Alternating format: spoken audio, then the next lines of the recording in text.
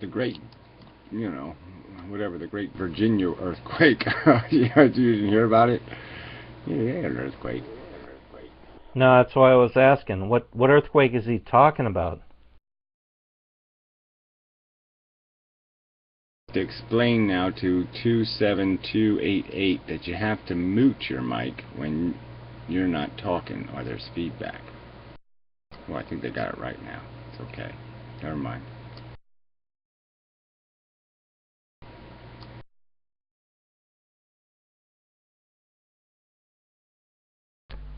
I didn't think that my mic was on. I thought that you had to press. I think the press. I don't know what you said. You just said it very slowly and quickly and confusingly.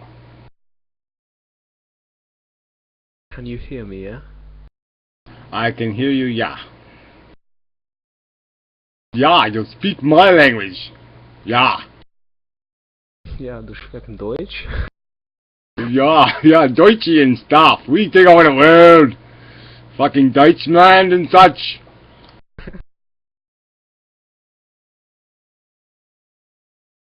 Edelweiss, Edelweiss. We will crush and destroy you. Yeah.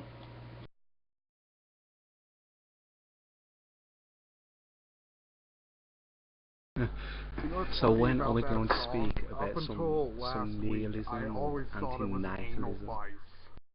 I love Edelweiss actually. It's my favorite song. But anyway, yeah, you gotta turn up your volume just a little, which is a little tricky, but yeah. Or I'll have to just listen harder. So when are we going to talk about something you said?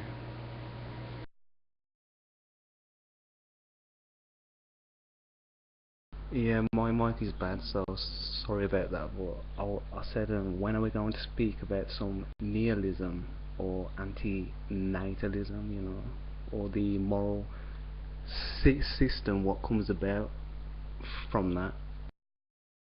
Well, we've already done that. We've been there and done that over and over and over.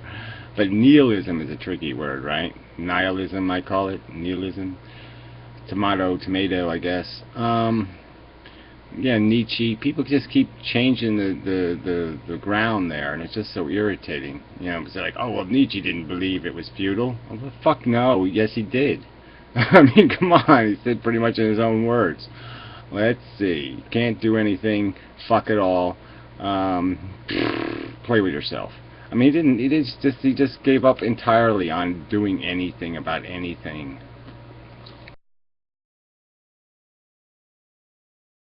Didn't he go insane? Yeah, sorry, Gare. I've been reading Nietzsche for about 25 years, and let's just say we disagree on that.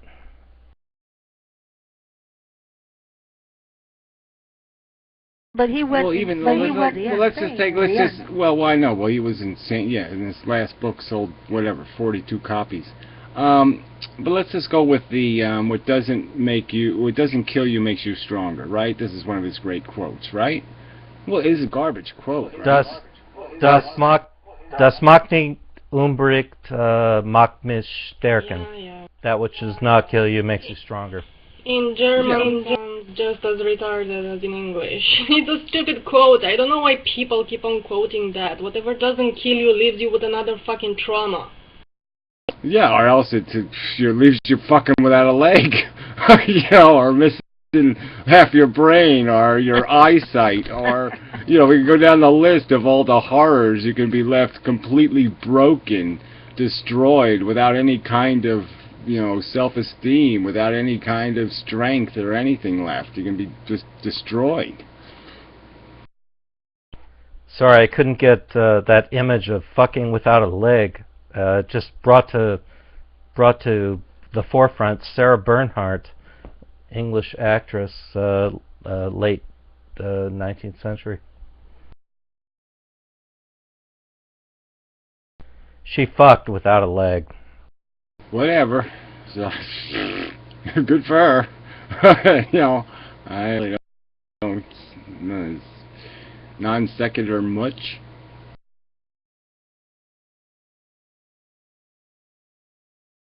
Anybody want to pick up Obamacare? Oh.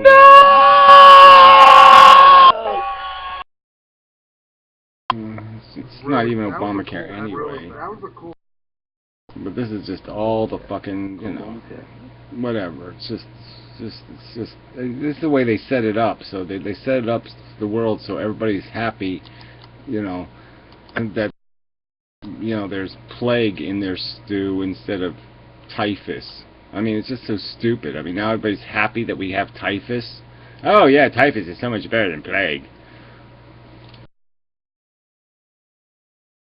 The thing, I honestly... God, if we get off into Obamacare, I swear to God, this will definitely consume the next 5 hours of conversation, and we'll be fucked.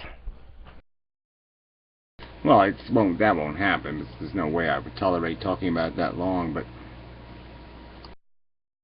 it's not going to happen anyway. Obamacare is dead because we're not paying for the bills now. How the fuck are they going to pay for Obamacare? Oh, that's right. No chance.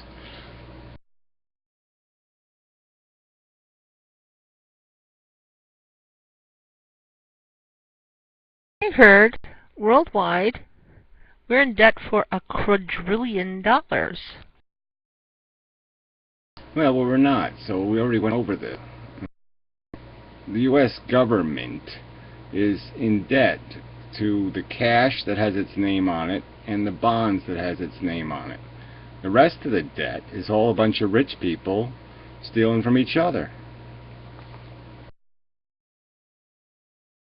And as long as we don't choose to bail them out, they're tough shit.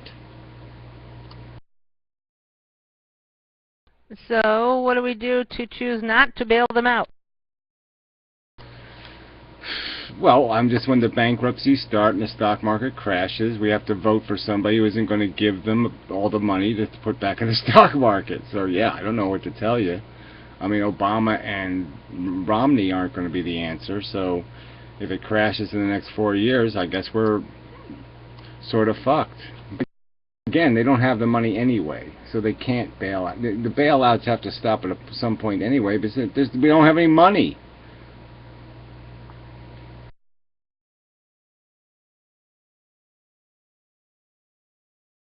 Unless they come up with a new gimmick.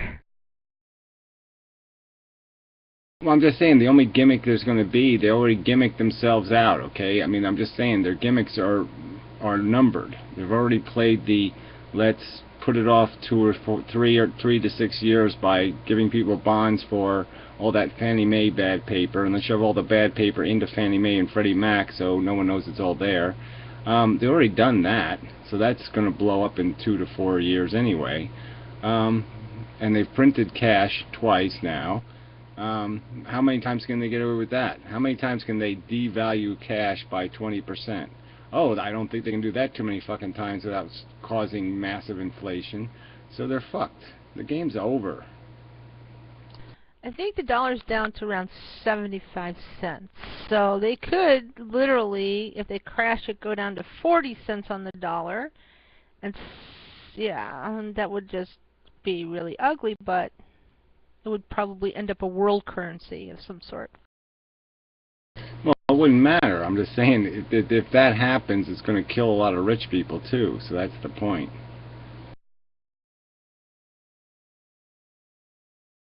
I mean, people are going to, there's a point where people will stop going to work, okay? You devalue the currency enough, people are going to say, either pay me more or I'm not going to work. And the one thing I noticed around here anyway is people are doing more like deals, you know? You do this, I'll do that. There's a lot more bartering going on, and, you know... Yeah, anecdotal mishmash that doesn't add up to nothing. Sorry, that's not evidence of anything. It's like a Thunderfoot video. You can't just say something like, well, you know, it's been my experience. Well, fuck that. That's not an argument. So, yeah, unless you produce some sort of evidence of this bartery crap, that there's a whole big economy running on barter. I haven't seen any of it, so I say that's a crock of shit. Define here, please. What's the hey, Elrodon? define here. You said around here in your last, whatever. In my neighborhood. What does here mean? What's the cross section in terms of geography? What are you talking about? Like New Hampshire, Connecticut, New York, whatever. What are you talking about in terms of here? What does here mean? Just in my community, my little neighborhood, people are just doing they're time banking stuff, and they're doing stuff for other stuff instead of just getting paid. You know what I mean? Yeah, I just know what you mean, that you're just talking shit, okay? So fine, go ahead. I mean, look, you have this little thing in your head that we're going to go back to 1776, and we're going to light our houses with lightning bugs, and, fly kites for our electricity or some kind of bullshit. It ain't going to fucking happen. Alright, so dream on. Alright, the world is not coming back. We're not going to go to the market with our pig and trade it for 4 ducks. None of that shit's gonna happen. That's not what I'm saying. I'm just saying that people are surviving. They're making do with what they've got. That's all. Well, whatever. You're saying. It's just anecdotal crap.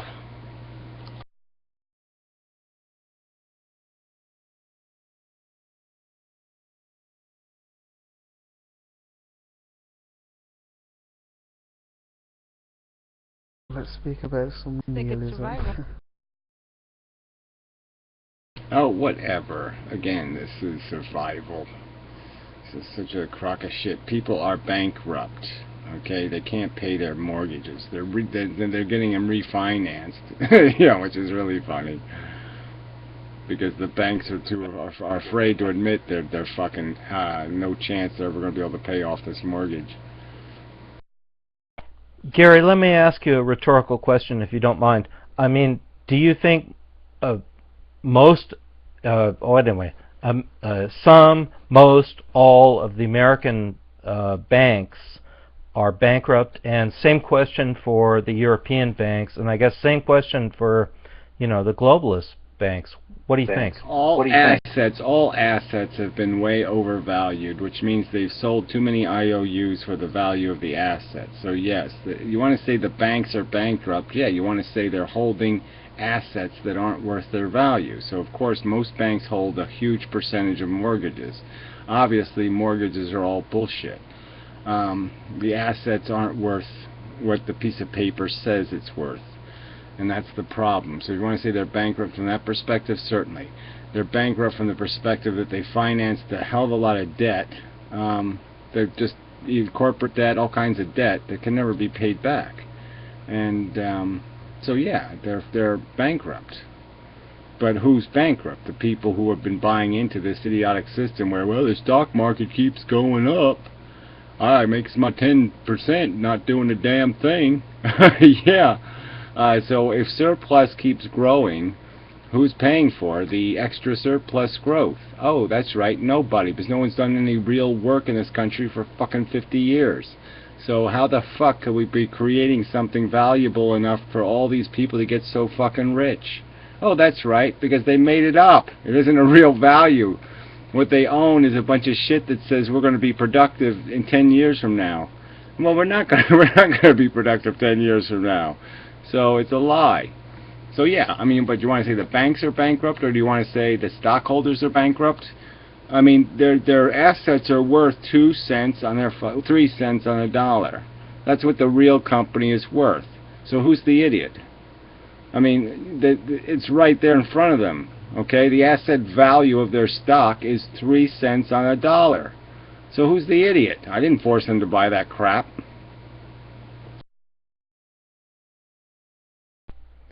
Yeah, good response.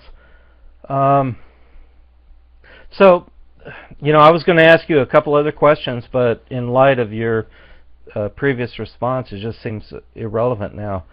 So I'm going to ask you a completely different question. What can we use as fungible currency? I mean, you've come out with your opinion on precious metals, precious metals, gold, silver, platinum, palladium. No, you gotta go with. You can't do it that way. I mean, you gotta own a commodity, right? So you could for your personal safety of your assets, you could buy something that has a lot of production value. So I mean, if you could buy a tanker full of Twinkies, yeah, I'd say it's all win. There's just no way you could lose because it's a high, a lot of oil went into making it, a lot of sugar, a lot of valuable commodities, and its current buying price is really low. So yeah, it's just no way you could lose. So even in the worst economy, you're going to do good, and even in a not bad economy, you're still going to do just fine. Twinkies aren't going to get less valuable. So that would be a place to be. But all this gold and shit.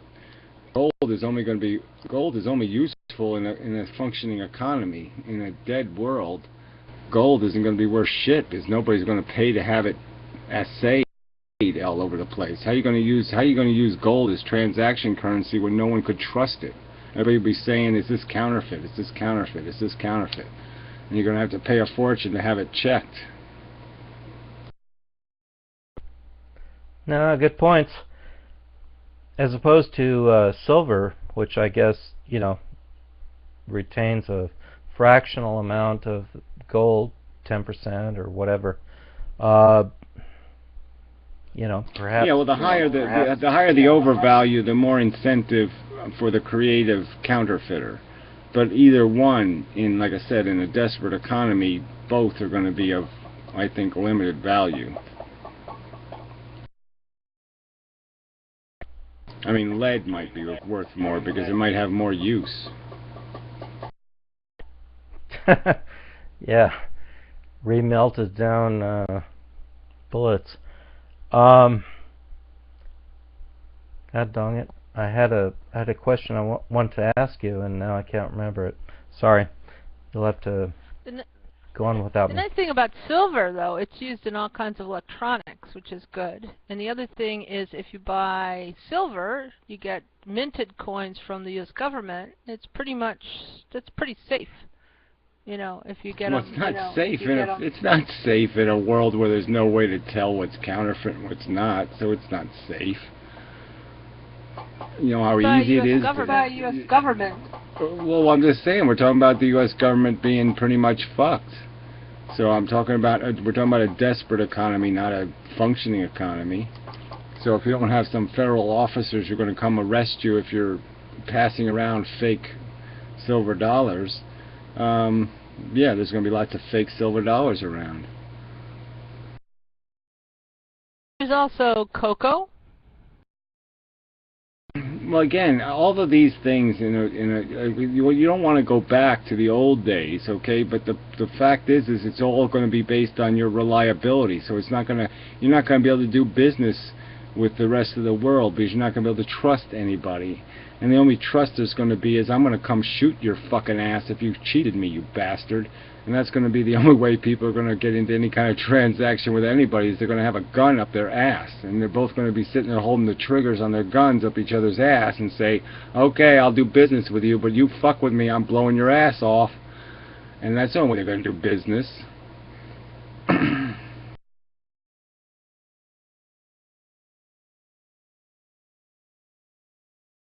I mean, it's going to be incredibly unproductive and inefficient and all that shit. So we're not going to, it's not going to matter about electronics and all this other crap. There ain't going to be any of that shit.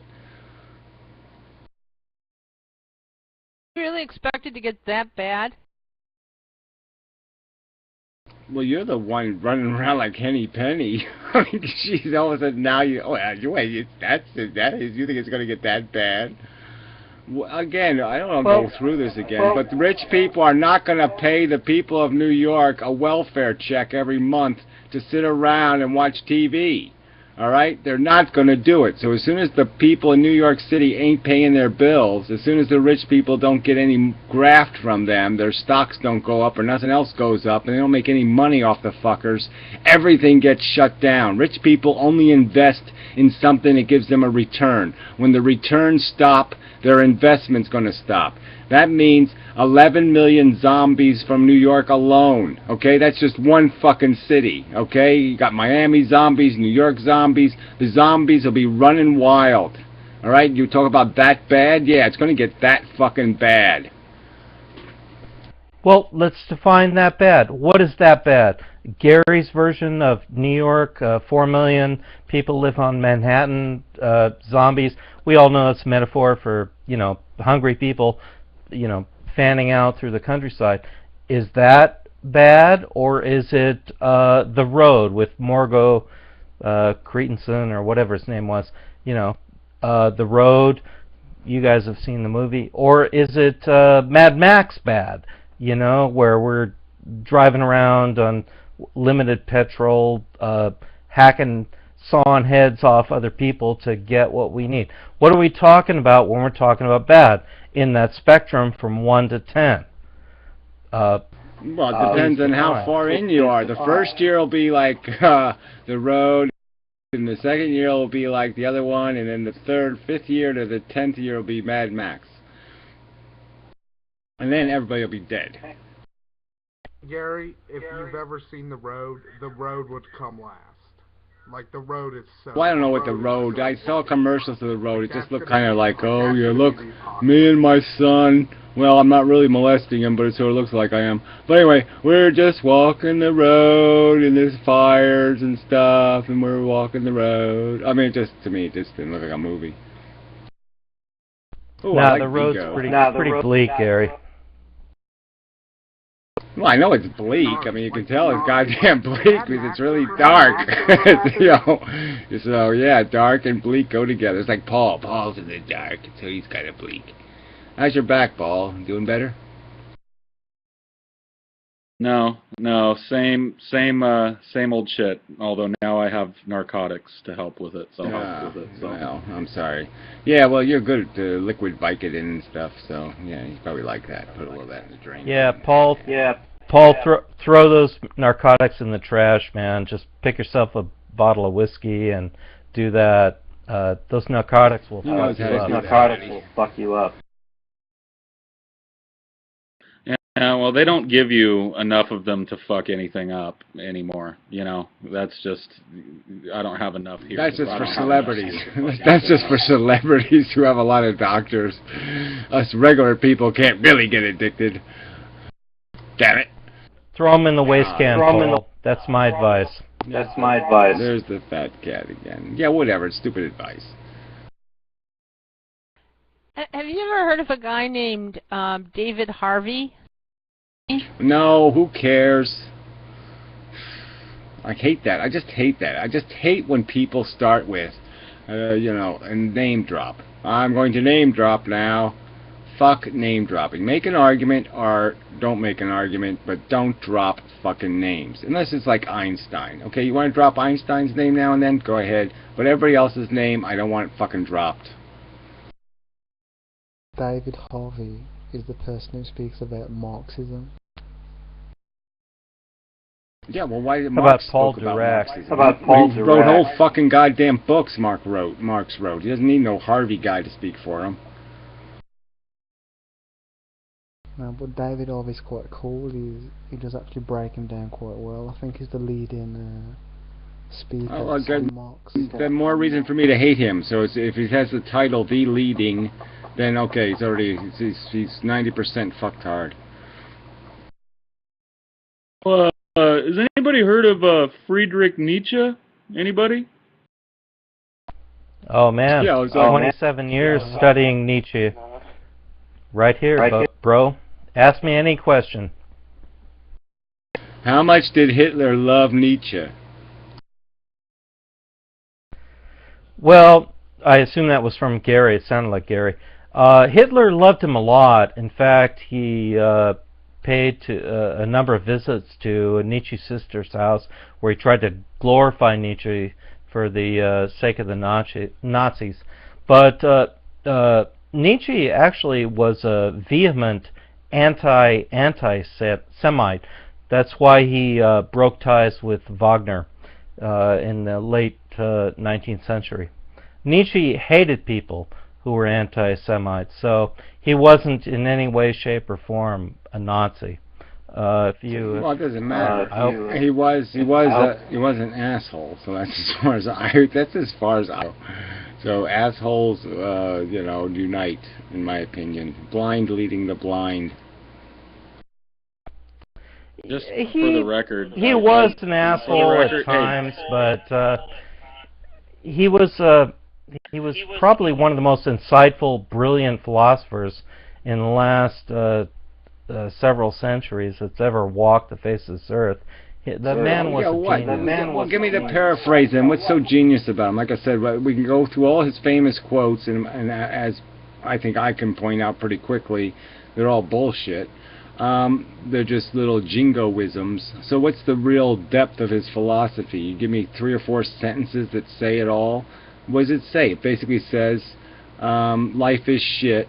Fuck them before they fuck you. Well, you're right about the life is shit part. I mean, in his early years, he had an affiliation with Schopenhauer, and he definitely did feel that life was shit. But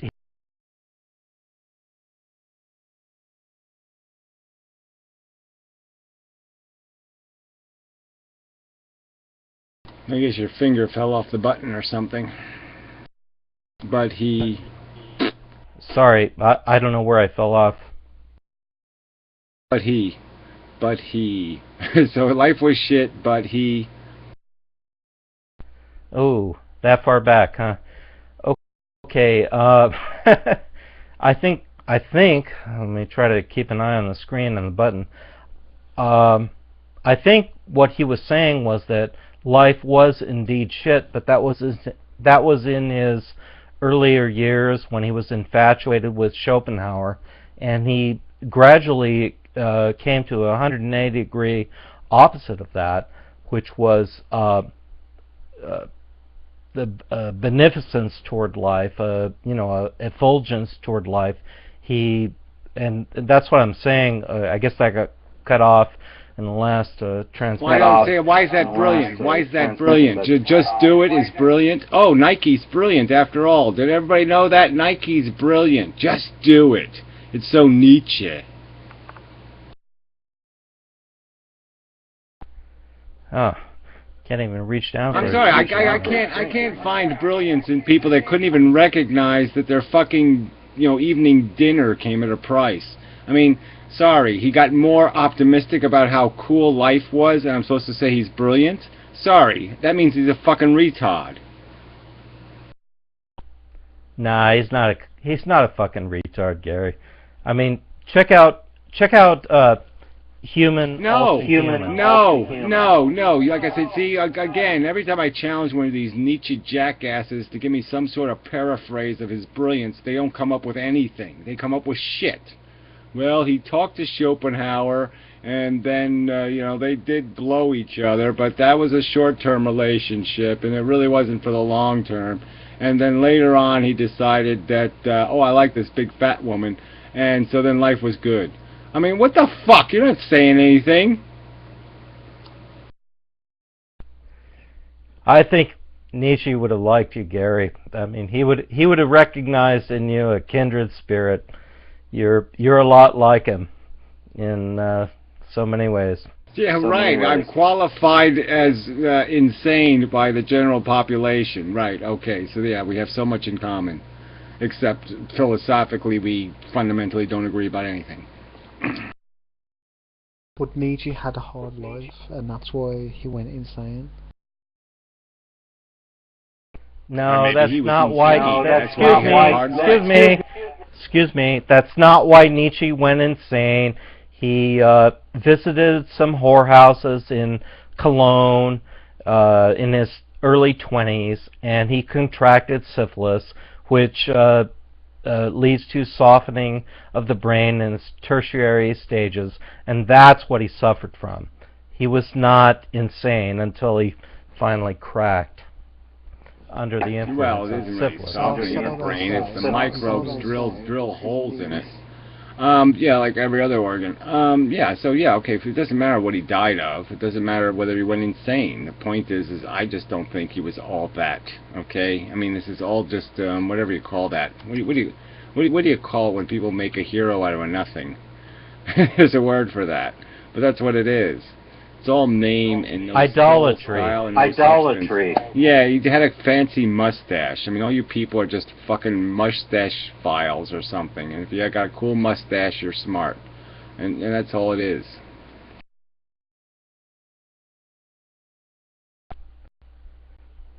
No, I mean, Gary, you're cool. You're